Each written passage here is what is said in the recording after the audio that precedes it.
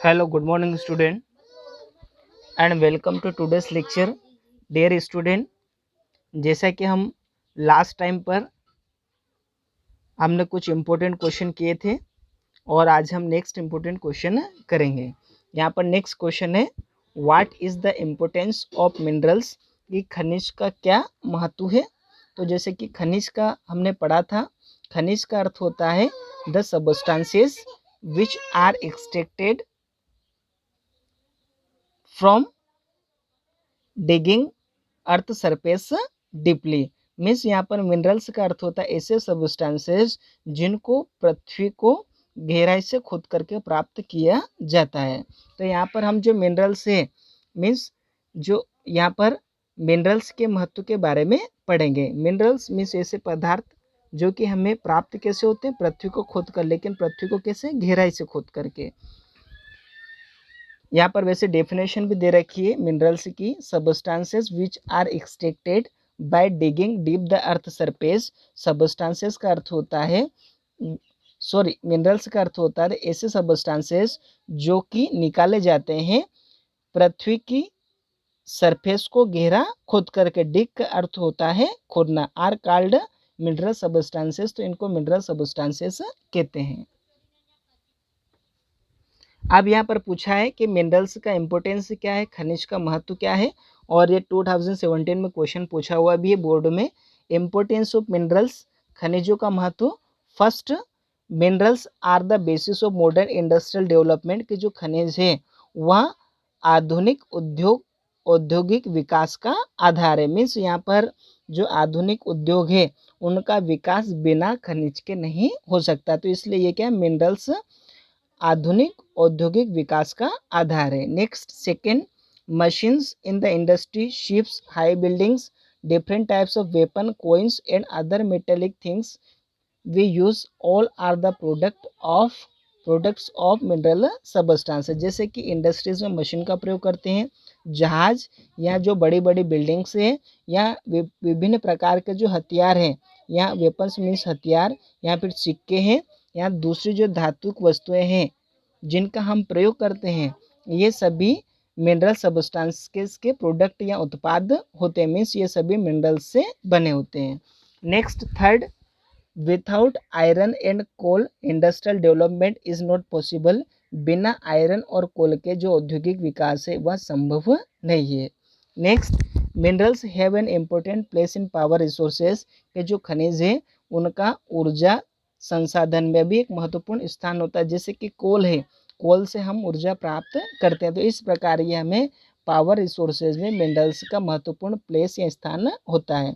Economic and industrial development of a country can not take place without them, और इसके अलावा किसी देश का आर्थिक और जो औद्योगिक विकास है वह उनके बिना नहीं हो सकता है। आर्थिक मीन्स अगर हम बात करें, मतलब जैसे बहुत सारे उद्योगों से हमारे देश की आय भी होती है। जैसे बहुत सारे जो उत्पाद है हम एक्सपोर्ट भी करते हैं, विदेशों में भेजते हैं, तो उससे फॉरेन एक्सचेंज मीन्स यहाँ पर विदेशी मुद्रा हमें प्राप्त होती है। Next, everything that we use in our daily life is directly और इनडायरेक्टली रिलेटेड टू मिनरल्स। हमारे डेली लाइफ में प्रत्येक जो वस्तु हम यूज करते हैं वह प्रत्यक्ष या अप्रत्यक्ष रूप से हमारे डेली लाइफ में प्रत्येक वस्तु जो हम यूज करते हैं वह प्रत्यक्ष या अप्रत्यक्ष रूप से खनिजों से संबंधित है। Next, dear student, most important question, explain the contribution of agriculture in Indian economy. भारतीय अर्थव्यवस्था में कृषि के योगदान का वर्णन करना है। तो यहाँ पर जैसे इकोनॉमी का अर्थ होता है अर्थव्यवस्था, और अर्थ का अर्थ होता है, अर्थ मीन्स पैसा, तो पैसे से संबंधित जो व्यवस्था होती है उसको हम अर्थव्यवस्था कहते हैं। तो यहाँ पर जो भारतीय अर्थव्यवस्था है उसमें कृषि का जो योगदान है उसको हमें एक्सप्लेन करना है। Role of agriculture in Indian economy, की भारतीय अर्थव्यवस्था में कृषि की भूमिका। Agriculture is our primarily occupation, कृषि हमारा प्राथमिक ऑक्यूपेशन है, धंधा है। It includes both cultivation of crops and animal rearing, और यह दोनों को शामिल करती है, फसलों के उत्पादन को और इसके अलावा पशु पालन को। मीन्स यहाँ पर जो एग्रीकल्चर है, एग्रीकल्चर में कल्टिवेशन ऑफ क्रॉप्स और एनिमल ब्रीडिंग को शामिल किया जाता है। Contribution and importance of agriculture can be seen in Indian economy as ahead. Means यहाँ पर एग्रीकल्चर का जो महत्व है या इसका जो योगदान है उसको एग्रीकल्चर का इम्पोर्टेंस और जो कंट्रीब्यूशन है भारतीय अर्थव्यवस्था में उसको हम इस प्रकार देख सकते हैं जैसा कि यहाँ पर बताया है। फर्स्ट पॉइंट है 17% population of the world survives on Indian agriculture, कि संसार की जो 17% पॉपुलेशन है वह भारतीय कृषि पर जीवित रहती है या अपना जीवन यापन करती है। सर्वाइव का अर्थ होता है जीवन यापन करना। मीन्स यहाँ पर वर्ल्ड की जो टोटल 17% पॉपुलेशन है वह इंडियन एग्रीकल्चर पर सर्वाइव करती है, जीवित रहती है। 2/3 population of India depends on agriculture for their livelihood, और लगभग 2/3 पॉपुलेशन है वह अपने आजीविका के लिए, और आजीविका का अर्थ होता है ऐसे माध्यम जिससे व्यक्ति अपने जीविका प्राप्त करता है, जैसे कि कृषि है या फिर इसके अलावा जैसे कि बहुत सारे कार्य हैं, जैसे कि फल वगैरह बेचने का, सब्जी बेचने का, या फिर जैसे हम कारखाने में कार्य करते हैं तो ये क्या आजीविका के मीन्स यहाँ पर ये लाइवलीहुड है या हमारे आजीविका के साधन है। मीन्स हम यहाँ पर 2/3 पॉपुलेशन जो भारत की है वह कृषि पर निर्भर होती है अपनी आजीविका के लिए। लगभग अगर हम माने लगभग 49%, यहाँ पर लगभग 48 या 49 के समथिंग। नेक्स्ट जैसे 48 और 49 है तो ये मीन्स यहाँ पर जो टोटल हमारा जो 48 और 49 है ये तो ये हमारा कि जैसे कि जो श्रम है उसमें से 48 या 49 के समथिंग जो श्रम शक्ति वो एग्रीकल्चर में लगती है। और इसके अलावा जो आजीविका का है मीन्स आजीविका के लिए हमारे भारत देश की 2/3 पॉपुलेशन एग्रीकल्चर पर डिपेंड होती है। Next 2/3 labour power of the country is engaged in the Indian agriculture, और हमारे देश की जो 2/3 लेबर पावर है मीन्स श्रम शक्ति वह कृषि के कार्य में लगी हुई। इंगेज का अर्थ होता है लगे होना, कार्य में लगे होना। तो लगभग हमारे देश का जो लेबर पावर है जो श्रम शक्ति है उसका 2/3 जो हिस्सा है वह भारतीय कृषि के कार्य में लगी हुई है। And many people get there employment indirectly also, और बहुत सारे जो लोग हैं वह अप्रत्यक्ष रूप से भी अपना रोजगार प्राप्त करते हैं। Either they are engaged in handicrafts और in small industry based on agriculture product in rural areas, या तो वे हैंडीक्राफ्ट्स और मीन्स हैंडीक्राफ्ट मीन्स यहाँ पर जैसे कि हस्तकौशल या कलात्मक क्षमता वाली जो गतिविधि होती है जैसे सीना या पिरोना उसको हम हैंडीक्राफ्ट कहते हैं। तो यहाँ पर जैसा कि बहुत सारे लोग हैंडीक्राफ्ट के कार्य में लगे हुए हैं, और in small industries based on agriculture product in rural areas, या फिर जो छोटे स्तर के उद्योग हैं जो कृषि के उत्पाद पर आधारित है ग्रामीण क्षेत्रों में तो उनमें कार्य करते हैं। तो इसको हम इस पॉइंट को यहीं तक कर सकते हैं। Next agriculture give raw material for clothing, और जो एग्रीकल्चर है वह कपड़ों के लिए कच्चे पदार्थ प्रदान करते हैं जैसे कि कॉटन है या फिर सिल्क है। And clothes are made from cotton, jute, silk, wool and wood pulp, और जो क्लोथ्स है वह कॉटन से, जूट से, सिल्क से, वुल से या वुड पल्प से बने होते हैं। मीन्स वुड पल्प का अर्थ यहाँ पर है लकड़ी का जो बुरादा। Leather industry is also based on agriculture, और जो लेदर इंडस्ट्री है वह भी कृषि पर आधारित है। जो चमड़ा उद्योग है वह भी कृषि पर आधारित है क्योंकि एनिमल ब्रीडिंग को कृषि एग्रीकल्चर में शामिल किया जाता है। It is the basis of all the industries using agriculture product is raw material, और लगभग यह सभी उद्योगों का एग्रीकल्चर के प्रोडक्ट का उपयोग करना यह सभी उद्योगों का आधार है।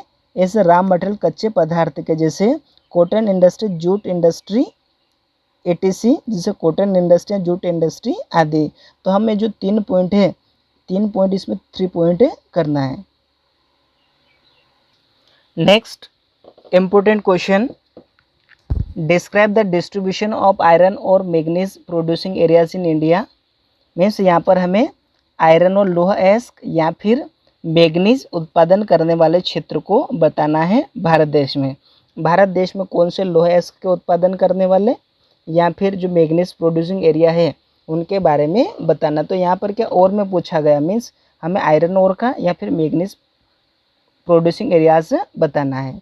एक और क्वेश्चन पूछा है यहाँ पर, describe the distribution of iron producing area in India. हमें बताना है जो लोह यहाँ पर आयरन का उत्पादन करने वाले जो क्षेत्र है उनका विभाजन बताना है भारत देश में, कि भारत देश में आयरन प्रोड्यूसिंग एरियाज कहाँ कहाँ पर है, कहाँ कहाँ पर लोहा का उत्पादन किया जाता है।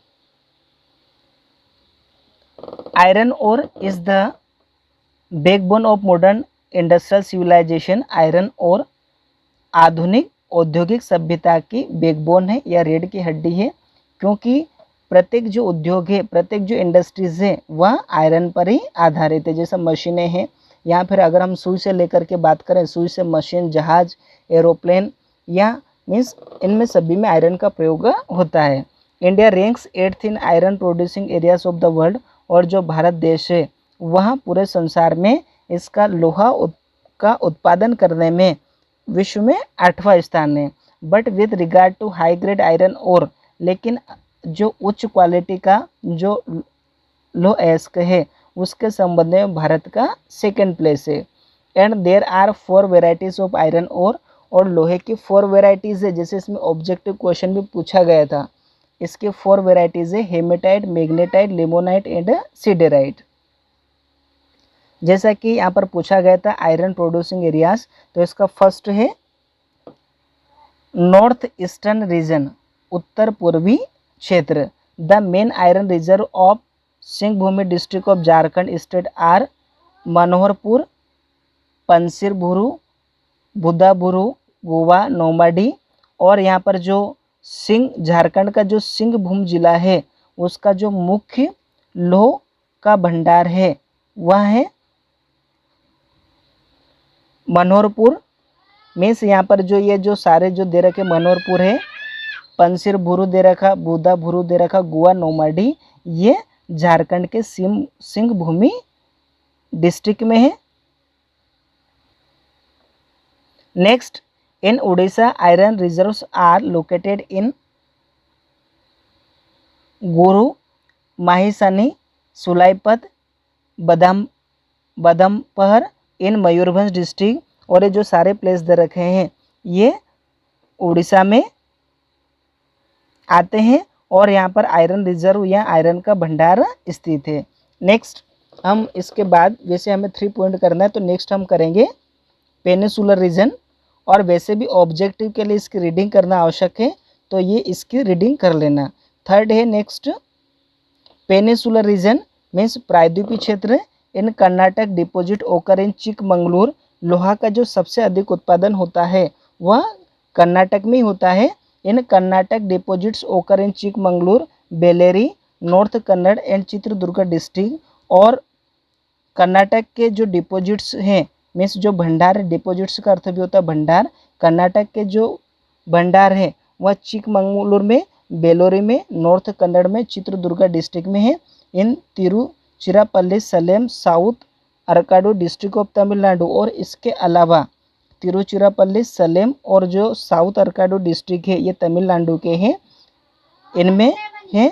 और उसके बाद आंध्र प्रदेश की बात करें, यहाँ पर तिरुचिरापल्ली और इसके अलावा सलेम, साउथ अरकाडू डिस्ट्रिक्ट, ये सारे तमिलनाडु के मीन्स तमिलनाडु में है। एंड इन आंध्र प्रदेश और are spread through Anantapur, Kurnool and Nellore district. और आंध्र प्रदेश के जो अनंतपुर है, कुर्नूल है और नेलोर डिस्ट्रिक्ट है इसमें और फैले हुए, स्कैटर्ड का अर्थ होता है फैले हुए होना। Next, other regions, small deposits of the ore is found in Mahendragarh district of Haryana. और जो दूसरे जो डिपॉजिट्स हैं वह जो दूसरे डिपॉजिट्स हैं इस ओर के वह महेंद्रगढ़ में पाए जाते हैं, हरियाणा के। और मंडी डिस्ट्रिक्ट ऑफ हिमाचल प्रदेश, हिमाचल प्रदेश का जो मंडी जिला है, Garhwal, Almora and Nainital district of Uttarakhand. और उत्तराखंड के गढ़वाल, अल्मोड़ा और नैनीताल जिलों में। एंड काजीकोड डिस्ट्रिक्ट ऑफ केरला, और केरला का जो काजीकोड जिला है वहाँ पर। And Jammu and Udhampur district of Jammu and Kashmir and in Nagaland, और इसके अलावा जम्मू और कश्मीर के जो जम्मू और उधमपुर ज़िला है उसमें और नागालैंड में भी इसके और पाए जाते हैं। डियर स्टूडेंट, जैसा कि हमारे जो क्वेश्चन पूछे जाते हैं वो जो मैक्सिमम इन दोनों लेसन से 3 मार्क्स का पूछे जाते हैं तो हम 3 लिख सकते हैं, और इसके अलावा अगर 4 लिखना चाहें तो इसमें से जैसे सेंट्रल इंडिया रीजन है, इसमें से सेंट्रल इंडिया रीजन के हम लगभग हाफ पार्ट तक लिख सकते हैं, जैसे कि यहाँ पर महाराष्ट्र तक, क्योंकि एक और इसका रीजन वैसे 3 सफिशिएंट होते हैं, लेकिन एक रीज़न है क्योंकि ये जो सारे मुख्य क्षेत्र हैं क्योंकि इसमें आयरन और पाया जाता है, तो हम लगभग यहाँ पर महाराष्ट्र तक कर सकते हैं। तो यहाँ पर जो सेंट्रल इंडिया रीजन है इसके जो आयरन रिजर्व है वो गोवा में, जबलपुर में, मंडला, बालाघाट ये मध्य प्रदेश के हैं, और दुर्ग, रायगढ़, बिलासपुर ये छत्तीसगढ़ के हैं, और चांदा और रत्नागिरी महाराष्ट्र के हैं। और इसके अलावा जो important mines of Durg district are Dalli, Rajhara and Bailadila of Bastar, और इसके अलावा जो महत्वपूर्ण खदानें हैं मीन्स दुर्ग जिले के बाद धाली, राजारा और बेलाडीला बस्तर के। In Rajasthan mines are located in Aravalli range, और राजस्थान में जो माइंस है वह अरावली के श्रेणी में, उदयपुर, भीलवाड़ा में, और डूंगरपुर और बूंदी डिस्ट्रिक्ट में, लेकिन हमें केवल महाराष्ट्र तक करना है। जैसा कि हम क्वेश्चन करते जा रहे हैं इम्पोर्टेंट क्वेश्चन, तो आप लोगों को इसकी कॉपी भी बनाना है, और इसी के साथ ही साथ आप लोग याद भी करते रहें। जैसे आपको जो क्वेश्चन समझा रहे हैं उसके साथ में याद करना कंपलसरी है, और आप लोग याद करने के बाद में रिटर्न प्रैक्टिस करें। Okay, thank you.